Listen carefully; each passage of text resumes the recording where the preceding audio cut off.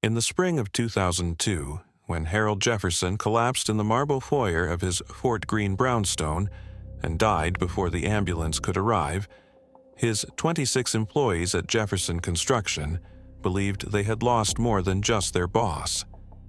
They had lost the man who had built Brooklyn's most reliable renovation company from the ground up, the man who remembered their children's names, the man who never missed a payroll even during the leanest years. What they did not know, as they stood in the rain outside Cornerstone Baptist Church watching his casket being carried down the steps, was that Harold had been protecting something for over a decade. $7.6 million had vanished from company accounts in 1993, transferred quietly to an investment fund across the Canadian border, and for 9 years no one had questioned where it went. Harold's business partner, Earl Winston, had noticed the gap in the books back then, but trusted Harold enough to assume it was strategic. The accountants had filed the paperwork correctly. The IRS had no complaints. But when Harold's widow, Tanya Robinson Jefferson, began demanding access to every account, every safety deposit box, and every business record within 48 hours of his death, Earl realized something had been wrong for a very long time. Tanya was 25 years old when she married Harold after knowing him for only 3 weeks. She was 38 when he died, and in the 13 years between, she had committed at least 2 crimes that would eventually surface during the probate investigation. Crimes that were small enough to avoid prosecution but significant enough to reveal her true intentions. She had married Harold for his money. She had manipulated him from the beginning. And when she realized the $7.6 million was beyond her reach, she tried to rewrite history itself. The story begins not in 2002, but in 1989, in a nightclub on Flatbush Avenue called Whispers. Tanya Robinson was working the bottle service section on a Saturday night in late April when Harold Jefferson walked in with 3 of his foremen to celebrate the completion of a 12-unit renovation project in Park Slope. She was beautiful in the way that stopped conversations, with high cheekbones, flawless dark skin, and a confidence that made men twice her age feel like they had a chance. She wore a black cocktail dress and gold hoop earrings, and she knew exactly what she was doing when she leaned over Harold's table and smiled at him like he was the only man in the room. Harold was 50 years old, recently divorced, and visibly uncomfortable in the loud, pulsing environment of the club. His friends had dragged him out to cheer him up after his ex-wife had taken half of everything in a settlement that left him bitter and cautious. Tanya noticed the Rolex on his wrist. She noticed the way his friends deferred to him. She noticed the business card he left on the table when he paid the bill, and she made sure to memorize the name: Jefferson Construction and Development. By the time Harold walked out of Whispers that night, Tanya had already decided he was worth pursuing. She called him 2 days later. She told him she remembered him from the club and wanted to know if he would like to have dinner. Harold was surprised. He was not the kind of man who got calls from beautiful 25-year-old women. He said yes. They went to a steakhouse in downtown Brooklyn, and Tanya spent the entire evening asking him about his work, his life, his dreams. She laughed at his jokes. She touched his hand across the table. She told him he seemed different from the other men she met, more serious, more accomplished. Harold felt something he had not felt in years. He felt wanted. Over the next 3 weeks, Tanya called him every single night. She showed up at his construction sites with coffee. She told him she admired how hard he worked, how much he had built, how impressive it was that a black man could own a company like his in a city that made it so hard to succeed. She never asked him for money. She never demanded anything. She just made him feel like the most important person in her world. And Harold, who had spent the last 2 years feeling like a failure because of his divorce, believed every word. On the evening of May 19th, 3 weeks after their first date, Harold proposed to Tanya in the living room of his brownstone on Carlton Avenue. He did not get down on one knee. He simply told her that he wanted to spend the rest of his life with her, that she made him happier than he had been in decades, and that he wanted to prove to everyone, including himself, that he could have a second chance. Tanya said yes immediately. She kissed him and told him she loved him, and Harold felt a rush of validation that drowned out the small voice in his head that whispered it was too soon. They were married 6 days later at City Hall, with Earl Winston and one of Tanya's co-workers as witnesses. Earl shook Harold's hand afterward and told him congratulations, but his face said something else entirely. He had seen women like Tanya before. He knew exactly what she was. Before we dive deeper into this incredible story, let us know in the comments where you're watching from. We'd love to hear from you. And don't forget to hit that subscribe button so you never miss any of our upcoming videos. Harold's attorney, a man named Gerald Moss, who had handled the divorce and knew how much it had cost Harold, insisted on drawing up a marital trust immediately after the wedding. The trust was designed to protect Harold's assets in case the marriage failed, and it contained $7.6 million, the bulk of Harold's liquid wealth at the time. The terms were clear. Tanya would have no access to the principal during Harold's lifetime. If Harold died, Tanya would receive the funds in structured payments over 10 years, with conditions. If the marriage ended in divorce before 10 years, Tanya would receive a settlement based on the length of the marriage, but nothing close to the full amount. Gerald explained all of this to Tanya in his office on Montague Street, and she sat across from him in a cream-colored suit, nodding and smiling, pretending to understand. But inside, she was furious. She had expected immediate access. She had expected joint accounts, credit cards with no limits, and the ability to live like the wife of a millionaire without restrictions. Instead, she was being told to wait. She was being told the money was protected. She was being told that Harold did not trust her enough to give her everything right away. Tanya adapted quickly. She realized that if she could not access the $7.6 million directly, she would need to access Harold's other resources. Within 2 months of the marriage, she convinced Harold to add her name to 2 of his personal checking accounts he used for household expenses and personal purchases. She told him it would make things easier, that she could handle groceries and bills while he focused on work. Harold agreed. He wanted to make her happy. He wanted to prove that he trusted her. Tanya also convinced him to open 3 new credit cards in his name with her listed as an authorized user. She told him she needed them for emergencies, for shopping, for the kinds of things a wife should be able to handle without bothering her husband. Harold agreed to that too. By the end of the summer, Tanya had access to over $60,000 in credit, and Harold had no idea how quickly she would use it. The spending started gradually. A few $100s here, a few thousand there. New clothes, new furniture, dinners at expensive restaurants with friends Harold had never met. By the fall of 1990, Tanya had maxed out 2 of the credit cards. Harold noticed the bills but did not say anything. He assumed it was normal for a young wife to want nice things. He assumed it would slow down. It did not. In early 1991, Tanya went further.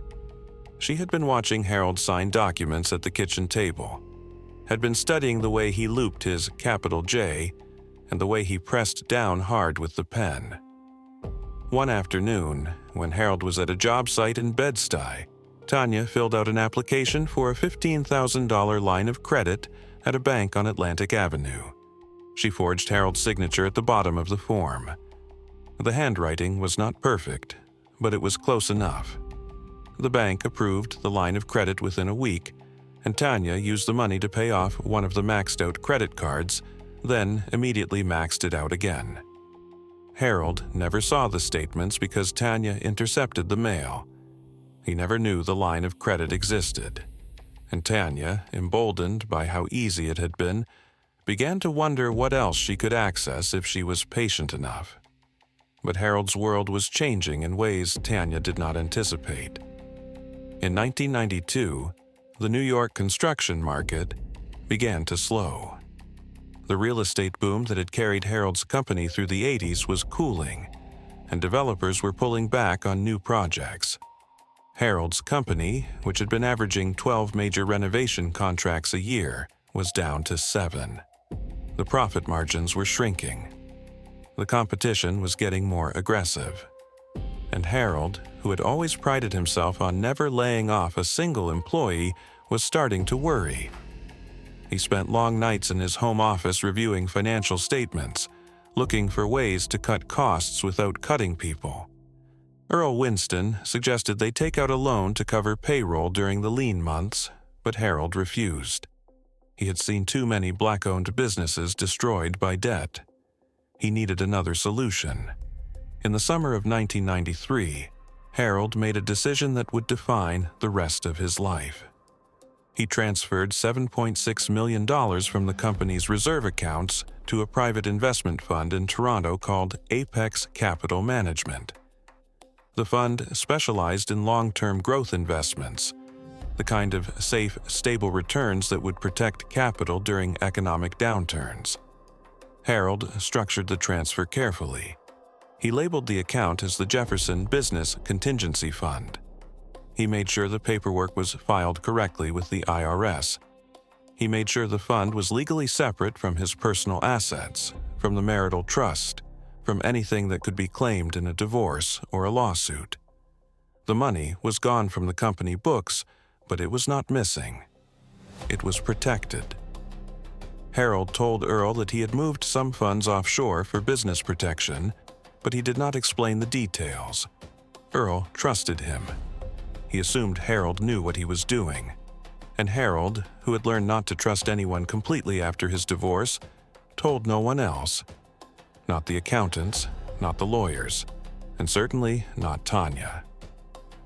Tanya noticed that Harold was spending more time in his office, that he seemed distracted, that he was not as generous with money as he had been in the early months of their marriage. She assumed the company was struggling. She assumed Harold was holding out on her. She began asking questions. Where was the money going? Why could they not take a vacation to Europe? Why was Harold always worried about bills when he owned a successful company? Harold brushed her off. He told her the business was fine. He told her not to worry. But Tanya did worry because she had married Harold for security, and if the money was disappearing, then she had made a mistake. By 1995, Tanya's resentment had hardened into something colder. She no longer pretended to be interested in Harold's work. She no longer called him during the day or waited up for him at night. She spent most of her time shopping, going to lunches with friends, or traveling to Atlantic City with women Harold had never met. The employees at Jefferson Construction noticed the change. They saw Tanya show up at the office only on payday, saw the way she ignored Harold when he tried to introduce her to clients, saw the way she rolled her eyes when he talked about the business. Earl Winston told Harold privately that Tanya was bad news, that she was draining him emotionally and financially, that he needed to protect himself. Harold listened but did not act. He still believed that if he could just make her happy, if he could just give her enough, she would love him the way he loved her. The marriage continued in this strained, hollow way for another 6 years. Harold kept working, Tanya kept spending, and the $7.6 million sat quietly in Toronto, growing steadily, waiting. In 2001, Harold began to feel tired all the time. He assumed it was stress, he assumed it was age, but when he went to his doctor for a routine checkup in October, the diagnosis was more serious. Congestive heart failure. The doctor explained that Harold's heart was not pumping blood efficiently, that it had likely been weakening for years, that he needed to reduce stress, change his diet, and take medication daily. Harold asked how long he had. The doctor said it depended. With treatment and lifestyle changes, he could live another 10 or 15 years. Without them, maybe 2 or 3. Harold went home and told Tanya. She looked at him across the kitchen table and said nothing for a long moment. Then she asked if he had updated his will. Harold realized in that moment that Tanya did not care if he lived or died. She cared about what she would inherit. He told her the will was up to date, that Gerald Moss had everything in order, and that she would be taken care of. But he did not tell her about the $7.6 million.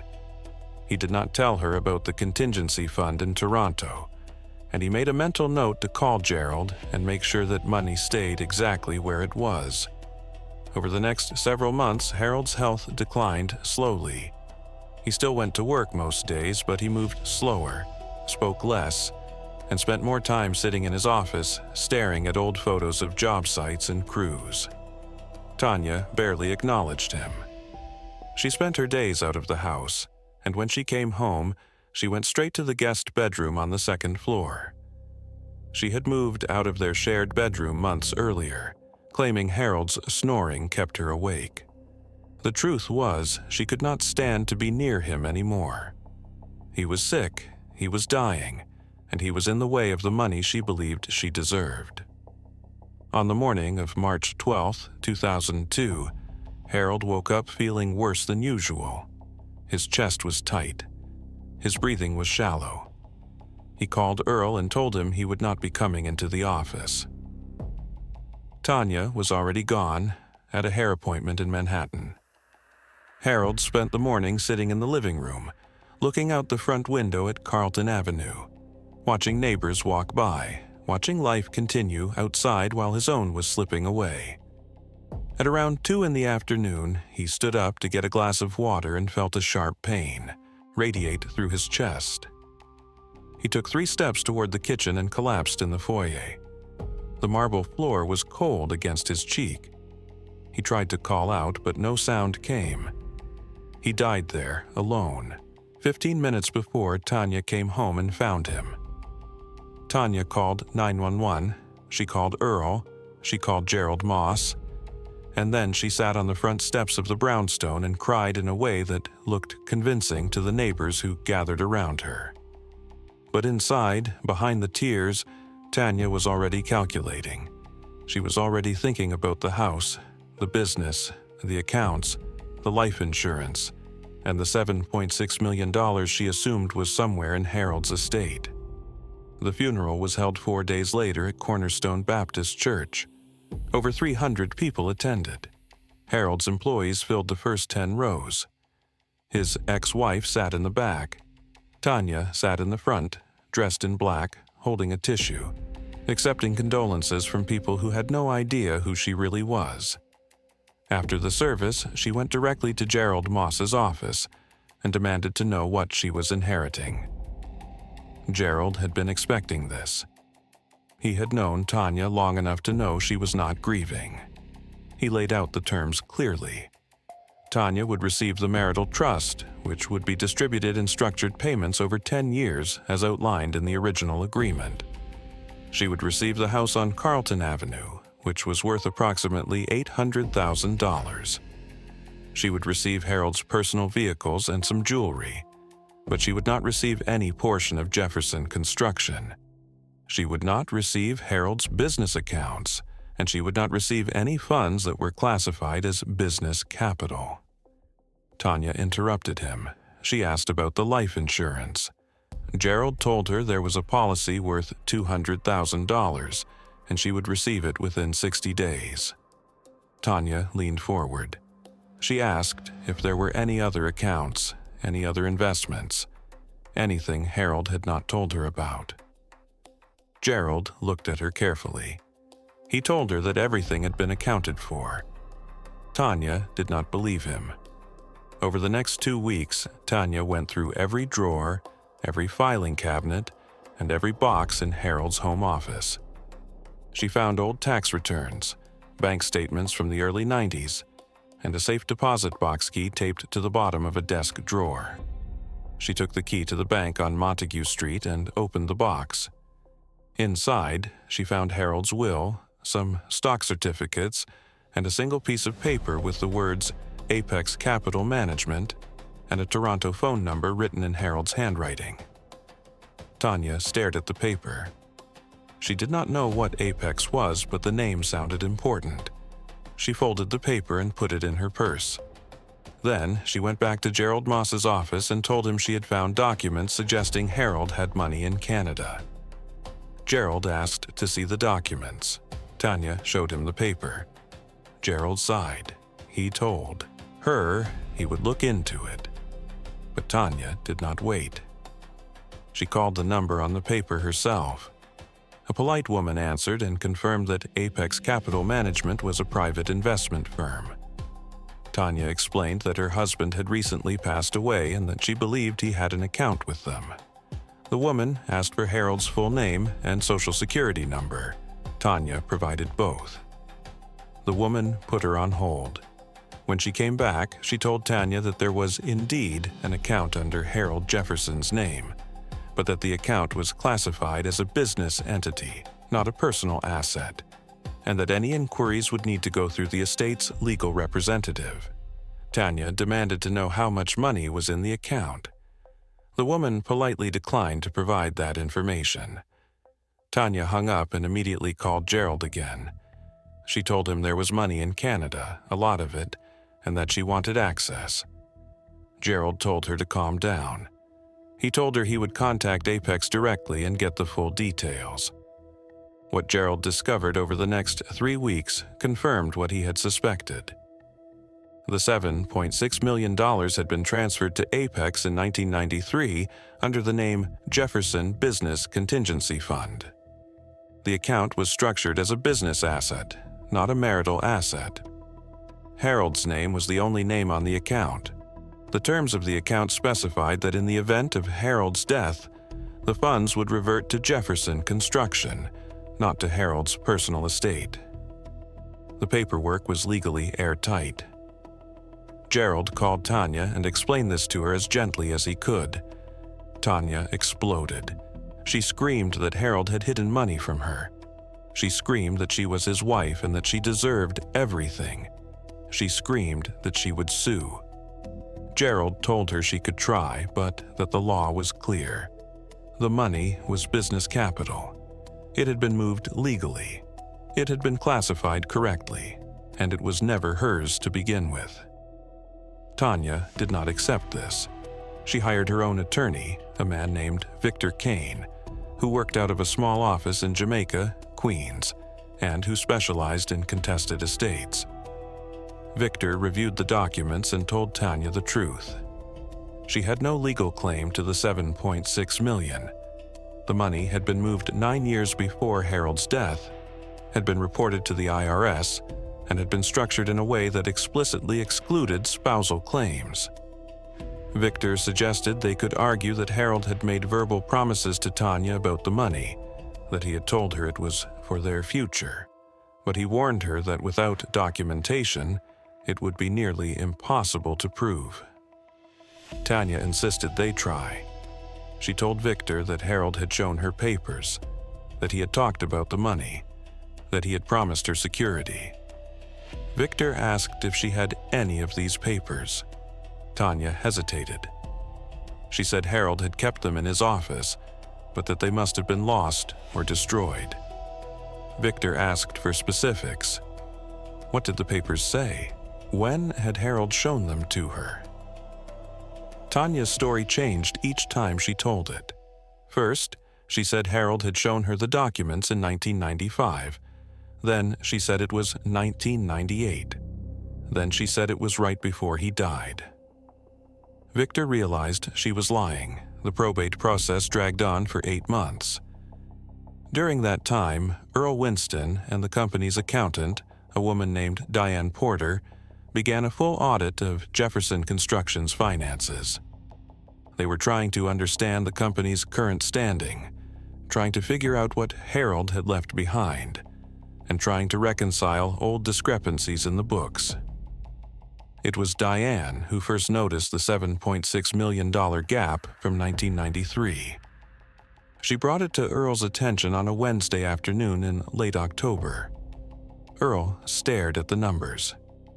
He remembered Harold telling him years ago that he had moved some funds for protection, but he had assumed the money was still somewhere in the company's control. Diane suggested they contact Apex directly. Earl agreed. When the full details of the Toronto account came to light, Earl felt a strange mixture of relief and sadness.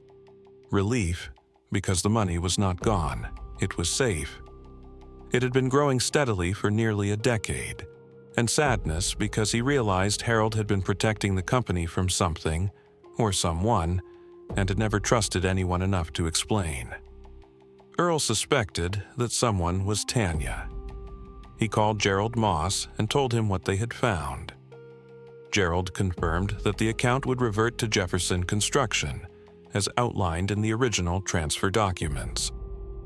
Earl asked if Tanya knew. Gerald said she did, and that she was not happy about it. Tanya's legal challenge collapsed in early 2003. Victor Kane withdrew from the case after Tanya missed 2 payments, and after he realized her claims were inconsistent and unprovable. Tanya tried to represent herself for a few weeks, filing motions and sending angry letters to Gerald Moss, but the probate judge dismissed her objections. The $7.6 million, which had grown to just over $9 million with interest and dividends, was transferred back to Jefferson Construction in April of 2003. Tanya received the marital trust payments as scheduled, the house, the life insurance, and nothing else. She had inherited roughly $2.3 million total. It was more money than most people would see in a lifetime. But it was not the fortune she had married Harold for. But the story does not end there. During the probate investigation, Diane Porter noticed something strange in Harold's personal account records. There was a $15,000 line of credit that had been opened in 1991, used heavily for 2 years, and then quietly paid off in 1993. Harold's signature was on the application, but the handwriting looked slightly off. Diane brought it to Gerald's attention. Gerald contacted the bank and requested copies of the original documents. When the application arrived, Gerald compared the signature to other documents Harold had signed around the same time. The loops were wrong. The pressure was wrong. The spacing was inconsistent.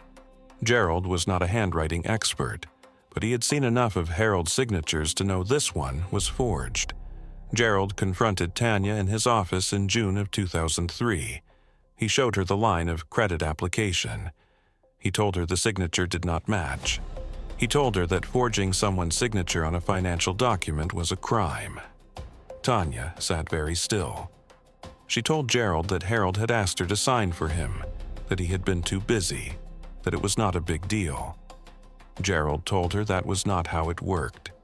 He told her that Harold had never authorized that line of credit, that the statements had been hidden from him, and that the money had been used by Tanya alone. Tanya changed her story. She said maybe she had signed it herself, but that Harold had known about it. Gerald asked if she had any proof. Tanya did not.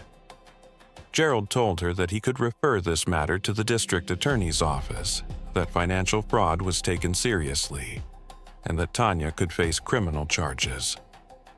Tanya panicked. She asked what he wanted. Gerald told her he wanted her to sign a settlement agreement acknowledging the fraud, agreeing to never make further claims against Harold's estate or Jefferson Construction, and agreeing to leave Brooklyn quietly. In exchange, the matter would not be reported to the authorities. Tanya signed the agreement that afternoon. The second crime surfaced a month later. During the final review of Harold's estate, Gerald noticed that Tanya had repeatedly claimed Harold had promised her access to business funds, had promised her documents, had promised her things that were not in the will. Gerald asked Victor Kane, before he withdrew, if Tanya had ever provided any documentation to support these claims. Victor admitted that Tanya had hinted she had papers but never produced them. Gerald suspected that Tanya had been planning to forge a codicil to Harold's will, or forge some kind of agreement, but had never followed through because she lacked the skill or the nerve. He could not prove it. But the pattern was clear. Tanya had tried to manipulate the estate through false claims, through fabricated stories, and through sheer persistence. It had not worked, but it had revealed who she was. Earl Winston, who had watched all of this unfold from a distance, asked Gerald one final question. He asked if Harold had known. Gerald thought about it. He said he believed Harold had known exactly what Tanya was, and that was why he had protected the $7.6 million so carefully. He had known she would come for it. He had known she would try to take everything. And he had made sure that the one thing that mattered most, the thing that would keep his company alive and his employees paid, was beyond her reach. Earl nodded. He said that sounded like Harold. In the fall of 2003, Tanya sold the brownstone on Carlton Avenue for $1.1 million. She moved to Atlanta, rented a high-rise apartment in Buckhead, and began dating again. She told people she had been married to a successful businessman in New York, that his business partners had stolen her inheritance, and that she was starting over. She never mentioned Harold's name. She never mentioned the crime she had committed. And she never mentioned that the $7.6 million she had chased for 13 years had never been hers to begin with. Jefferson Construction stabilized after Harold's death. The $9 million from the Apex account allowed Earl to pay off old debts, invest in new equipment, and expand into New Jersey. The company, which had been struggling in the late 90s, became profitable again. Harold's employees, who had worried about layoffs and closures, kept their jobs. And Earl, who had been Harold's partner for over 20 years, made sure that every new hire knew the story. He told them about Harold's integrity. He told them about the way Harold had protected the company even when it cost him personally. And he told them, without naming her directly, about the woman who had tried to destroy everything Harold had built. The investigation into Harold's missing money closed officially in December of 2003. The forensic accountants filed their final report with the probate court. The report confirmed that the $7.6 million had been transferred legally in 1993, that it had been held in a legitimate investment fund, that it had been structured as business capital, and that it had been returned to Jefferson Construction as intended. The report also noted 2 instances of financial misconduct by Tanya Robinson Jefferson. The forged line of credit application from 1991, which had resulted in $15,000 of unauthorized debt, and the repeated false claims during probate, which had delayed the estate settlement and caused unnecessary legal costs. The report recommended that Tanya be permanently barred from making any future claims against the estate or the company. The court agreed. Tanya Robinson Jefferson lived in Atlanta for the next several years. She dated wealthy men, attended expensive events, and maintained the appearance of a woman who had once been rich and was still connected to money. But the people who knew her story, the people who had worked with Harold or who had followed the probate case, knew the truth. Tanya had married Harold for his money. She had committed fraud to access more. She had tried to manipulate his will after his death, and she had failed.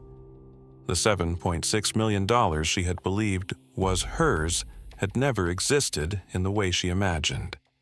It had been a safety net for a company, for employees, for a legacy. And Harold, who had loved her enough to marry her after 3 weeks, had been smart enough to keep it away from her. The employees of Jefferson Construction still talk about Harold Jefferson. They talk about the way he remembered birthdays, the way he showed up at job sites even when he did not need to, the way he never laid anyone off even during the worst recessions. And they talk about the $7.6 million that disappeared in 1993 and reappeared in 2003, the money that saved the company and proved that Harold had been planning for the future long after he was gone. They do not talk much about Tanya. When her name comes up, they shake their heads and move on. She was a mistake Harold made, a lapse in judgment, a moment of loneliness that cost him years of happiness. But in the end, Harold won. He protected what mattered. He kept his company alive, and he made sure that the woman who had married him for money left with far less than she had expected. The case of Harold Jefferson and Tanya Robinson is not a story about a missing fortune. It is a story about protection, about foresight, and about the quiet ways people defend what they have built. Harold knew what Tanya was. He knew it early. And instead of confronting her, instead of divorcing her, instead of exposing her, he simply moved the money where she could never reach it. It was not dramatic, it was not cinematic, it was practical, and in the end, it worked. The $7.6 million was never missing. It was never stolen. It was exactly where Harold had put it, waiting for the day when his company would need it most. And when that day came, the money was there. Tanya was not. The years that followed Harold's death revealed layers of deception that even Gerald Moss had not fully anticipated. In the summer of 2004, more than 2 years after Harold's funeral, a woman named Patricia Simmons walked into the offices of Jefferson Construction, carrying a worn leather folder. Patricia had been Harold's secretary from 1987 to 1995, and she had kept meticulous records of everything that passed through the office during those years. She told Earl Winston that she had been cleaning out her basement and found old files she thought the company might want. Inside the folder were copies of the phone logs, visitor sign-in sheets, and appointment calendars from the early 90s. Earl thanked her and set the folder aside, planning to look through it later. When he finally opened it on a quiet Friday afternoon, he found something that made him call Gerald immediately. The phone logs from 1993 showed that Tanya had called the office 17 times in the month of July alone, always asking to speak with Harold, always insisting it was urgent. Harold had been out of town for most of that month, overseeing a major project in Albany, and Tanya knew this. But she kept calling anyway. Patricia had noted in the margins that Tanya seemed agitated, that she kept asking about bank transfers and whether Harold had moved any money recently. The visitor log showed that Tanya had come to the office twice in August of 1993, both times without an appointment, both times demanding to see financial records. Patricia had turned her away both times, explaining that only Harold could authorize access to company documents. The appointment calendars showed that in September of 1993, just weeks after Harold had completed the transfer to Apex Capital Management, Tanya had scheduled a meeting with one of Harold's junior accountants, a man named Kevin Torres who no longer worked for the company. The meeting had been canceled at the last minute, but the fact that Tanya had tried to schedule it at all suggested she had been actively investigating Harold's finances long before his death. Gerald reviewed the documents and realized that Tanya's interest in the missing money had not started in 2002. It had started in 1993, the moment Harold moved it. Somehow, Tanya had sensed that something significant had happened. She had not known the details, had not known where the money went or why, but she had known Harold was hiding something. And for 9 years, she had been quietly watching, waiting, and planning. Gerald called Diane Porter and asked her to pull every financial record from the 90s that mentioned Tanya's name. What they found was a pattern of small, careful thefts that had gone unnoticed at the time because they were spread out over years and because Harold had never bothered to track his personal spending closely. In 1994, Tanya had written herself 3 checks from one of Harold's personal accounts, each for exactly $999, just under the $1,000 threshold that would have triggered a bank review. The checks were made out to cash and had been cashed at different branches across Brooklyn. In 1996, she had used Harold's credit card to pay for a 5-day trip to Miami with a man whose name appeared on the hotel reservation as Marcus Williams. Harold had been in Boston that week for a construction convention, and Tanya had told him she was visiting her mother in North Carolina. The credit card statements showed charges at South Beach restaurants, nightclubs, and a jewelry store where she had purchased a gold chain for $600.